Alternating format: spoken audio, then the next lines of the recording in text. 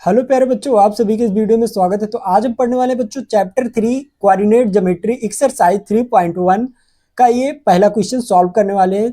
जो कि ये क्वेश्चन एग्जाम बोर्ड में अपने नहीं आएंगे, लेकिन ये हमें बेसिक कॉन्सेप्ट क्लियर करने के लिए यहाँ पे दिए गए हैं। चलिए इसमें जान लेते हैं कौन से बेसिक कॉन्सेप्ट हैं। तो यहाँ पे दिया गया है बच्चों, जैसे how will you describe the position of a label tamp. मतलब कि एक पोजीशन बतानी है एक लैंप की हमें ऑन योर स्टडी टेबल, मतलब कि वो स्टडी टेबल पे रखी हुई है टू अनदर पर्सन, मतलब कि ये बोला है किसी को समझाना हो तो कैसे हम उसकी पोजीशन बताएंगे। तो चलिए इसे देख लेते हैं हम। तो ये देखिए हमने एक स्टडी टेबल बना दिया है। ये आप जो स्क्वायर शेप पे देख रहे हैं, हमने इसे स्टडी टेबल माना है। जो स्टडी टेबल का टॉप पॉइंट होता है, मतलब कि जो ऊपर होता है सबसे, जिसपे हम बुक वगैरह रख के पढ़ते हैं, तो ये आप स्क्वायर शेप पे स्टडी टेबल मान सकते हैं।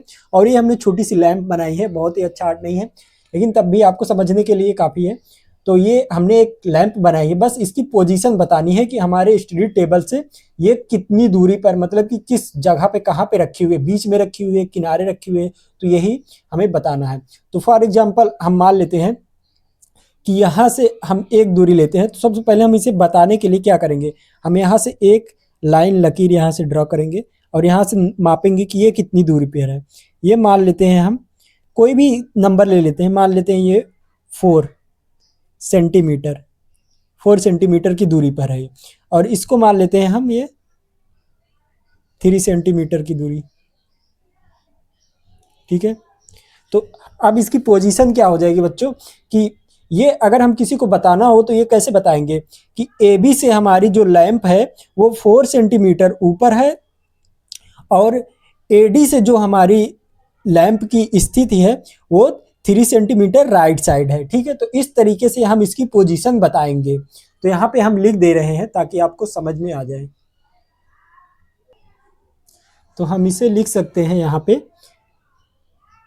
पोजीशन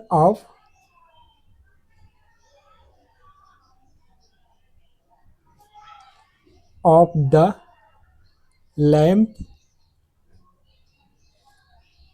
इज 3 सेंटीमीटर फ्रॉम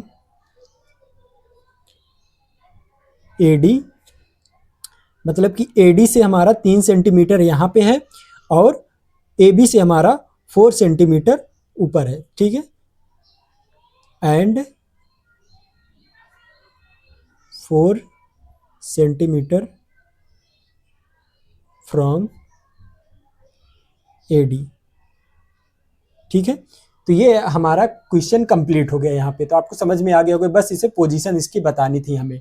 आप इसे कोऑर्डिनेट इसके अगर लिखना चाहे तो कोऑर्डिनेट इस प्रकार से लिख सकते हैं। इसके कोऑर्डिनेट हो जाएंगे, कोऑर्डिनेट इसके हो जाएंगे, हम आगे पढ़ेंगे कोऑर्डिनेट के बारे में पूरा डिटेल से।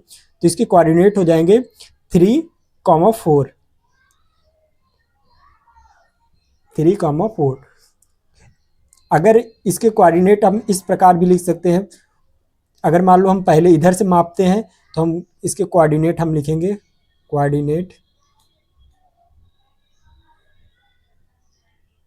4,3 भी लिख सकते हैं। जिस तरफ से पहले मापेंगे, अगर 3 सेंटीमीटर पहले इधर से मापते हैं तो हम 3,4 लिखेंगे, अगर 4 सेंटीमीटर इधर से माप रहे हैं तो 4, इधर भी लिख सकते हैं, ठीक है।